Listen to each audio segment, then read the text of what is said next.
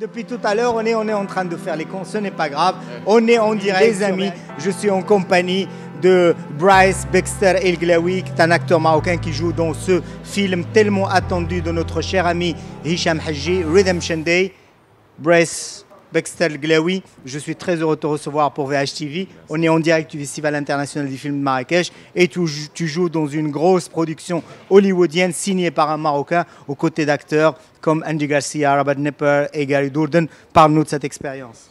Expérience, bah oui, c'est une... Non, tu me le donnes. une expérience vraiment en or, un rêve pour moi, Je sais pas si c'était un rêve pour Andy Garcia de jouer avec moi, mais moi c'était un rêve. Et non, expérience incroyable, surtout de pouvoir le faire dans mon pays. Comme tu sais que j'ai grandi ici, j'ai essayé de faire ma carrière d'acteur. J'avais des choix qui se sont faits à un moment donné, et j'ai décidé de venir au Maroc là commencer, et de faire l'acteur au Maroc.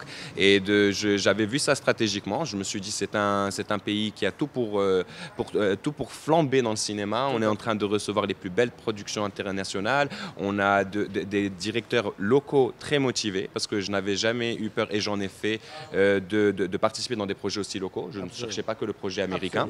Et donc, depuis 3 ans, où j'enchaîne un peu les projets autant locaux qu'internationaux, des petites apparitions, et dans tous ces beaux films qui viennent tourner à Ouarzazate ou dans nos studios.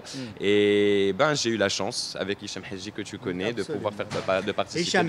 Hicham Hadji qui a fait la couverture de VH Magazine et que l'on salue, qui a fait un travail exceptionnel avec Redemption Day. Le film va sortir dans les prochaines semaines. Ils sont à la post-prod. Ils sont en train de travailler avec plus de 125 musiciens pour la bande-son. C'est vous dire tout le professionnalisme de ce garçon qu'on aime.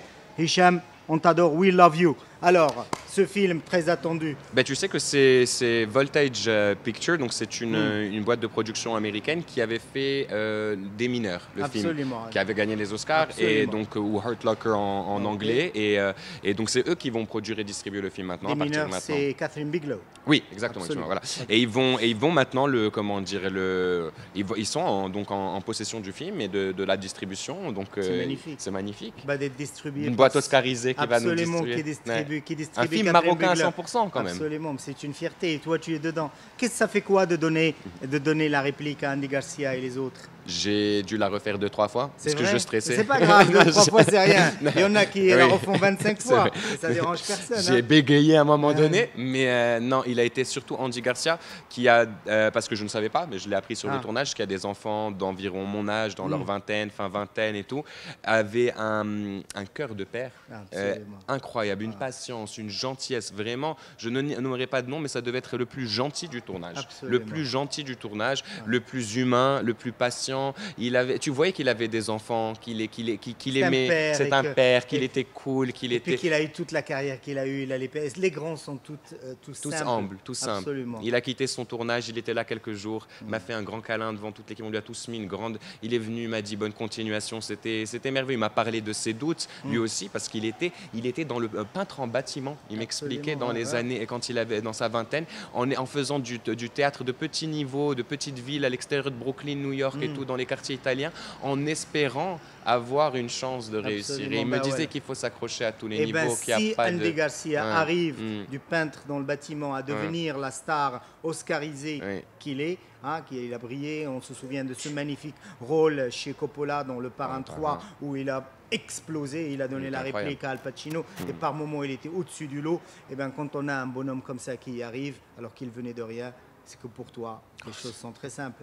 Et puis surtout, tu as une grande conviction. Tu me dis, c'est ici au Maroc que je veux le faire. C'est ici que je veux le faire. Et pourquoi tu as envie de le faire ici alors que d'autres vont ailleurs pour le faire? Parce que c'est incroyable. Regarde, on est là, on est dans le festival. Tu as vu comment c'est, tu as vu ce qu'on offre. Et d'ailleurs, tu sais, tous ces gens, c'est ce que me disait Hicham Hadji, me disait Andy Garcia, et comme tous ces présidents du jury qu'on a, Robert Redford, tout le monde qui vient, n'ont pas besoin, s'ils n'ont pas envie. Je pense qu'ils sont assez convoités par les cachets, par l'argent, par les marketing. Ils n'ont pas vraiment besoin. Il y a une fascination pour ce pays, pour le Maroc. Donc pourquoi les gens extérieurs vont être fascinés? Moi, je suis local, j'ai la chance de connaître tous les dessous et tous les dessus du Maroc, et je ne vais pas en bénéficier et l'utiliser et rester ici et faire ça dans mon pays. Quand il dit qu'il est local et qu'il connaît les rouages, on le rappelle, El Glaoui, parce que c'est Bryce Baxter El Glaoui, il est le petit-fils du grand artiste plasticien qui nous a quitté, Hassan El Glaoui. Donc il a bercé dans un milieu d'artistes, dans un milieu où la beauté tient toute sa place. Et c'est pour ça qu'il a cet attachement et très pointu sur le Maroc, parce que ton grand-père incarnait un patriotisme incroyable aussi. Oui. Et il t'a transmis ça. Oui, il m'a beaucoup transmis ça. Bah voilà, tu sais, on le salue et on honore la mémoire d'un grand monsieur. Merci infiniment. Merci infiniment. Bonheur. Bah voilà, j'espère lui faire honneur maintenant. Il a toujours été, oui, je dois dire, c'est différents parcours, mais il était dans l'image. C'est l'image, être peintre et de représenter d'une manière, dépicter ta culture, ce qui t'entoure et tout. Et donc le 7e art, c'est une autre manière aussi de montrer ce que tu aimes, du visuel.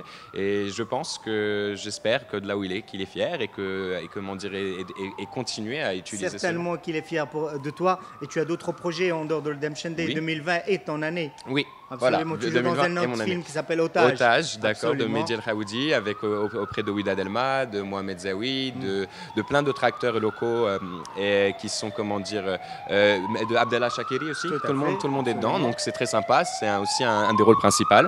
Et ça va sortir, je pense, au Megarama, localement partout. L'ambulance qui passe, ça c'était fan. Hein, c'est mes fans. Ils sont en train de s'évanouir, ils n'en peuvent plus. Voilà, ça marche déjà. Ça marche déjà.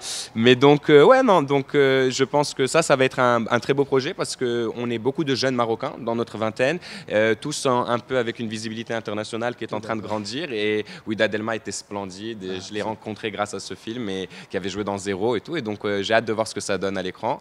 Et j'ai aussi un autre projet, Miss Fisher. Donc, c'était une série qui a bien marché sur Netflix, 7 saisons, je pense. Et un peu comme Entourage, ils en ont fait un film parce que les gens attendent tellement la suite. D'ailleurs, c'est un film sponsorisé à plus d'1 million de dollars, a été récolté auprès du public australien. Absolument. Parce qu'ils voulaient que le film se fasse. Absolument. Donc pour vous dire qu'en Australie, je reçois beaucoup sur les réseaux sociaux des messages parce que les gens sont tellement fans qu'ils ont cotisé pour la réalisation du film. Incroyable. Donc je reçois des messages de vous êtes dans Miss Fisher et tout. Donc c'est incroyable de voir qu'un film comme ça, tourné au Maroc, qui fait prétendre en Palestine en 1930 dans le désert, vous amène à parce que vous savez que l'Australie est le point le plus loin du Maroc. Absolument. Vu que c'est l'Australie qui est à l'honneur cette année. Et je parlais avec l'ambassadrice la dernière fois qui me disait ça, qui me disait pendant le tapis rouge, vous savez que le point de Rabat est le plus loin de Sydney au monde. On est à l'antipode. Et de savoir que là-bas, maintenant, des gens en Australie m'appellent et me disent, écoute, tu vas être Miss Fisher, oh mon Dieu, et de voir que le Maroc est fier de Redemption Day, de voir que c'est magnifique. C'est magnifique de voir qu'on s'exporte comme ça. On pourrait faire ça pendant trop longtemps. Moi, en tout cas, sache que tu as un talent incroyable. Et notre route s'ouvre devant toi. C'est que le début. L'année 2020 est ton année. Chers amis, on vous donne rendez-vous parce que ce garçon va faire beaucoup de bruit, va faire beaucoup parler de lui. Et on le verra ici, on le verra ailleurs. Merci beaucoup. On se donne rendez-vous pour la prochaine. Merci. Merci à toi. Donc voilà. VH, très content, c'est un honneur d'être ici. Vraiment, tu sais que je lis version homme, attention, j'aime quand même la mode, j'aime quand même tout ce qui est in et culturel. Et c'est un honneur d'être ici, d'être reçu par toi aujourd'hui et d'être dans le futur numéro, dans le prochain numéro. On te fera un portrait digne de toi. Et bravo de recevoir vraiment toutes les têtes dans tous les domaines culturels du Maroc. Autant Zeynep Fassiki, à qui je veux faire un grand shout-out, qui est une grande amie, qui est en train aussi d'exploser les quotas internationaux, d'avoir reçu Hichem et tout, vous recevez des gens et de faire partie de ce palmarès qui est un honneur. Merci.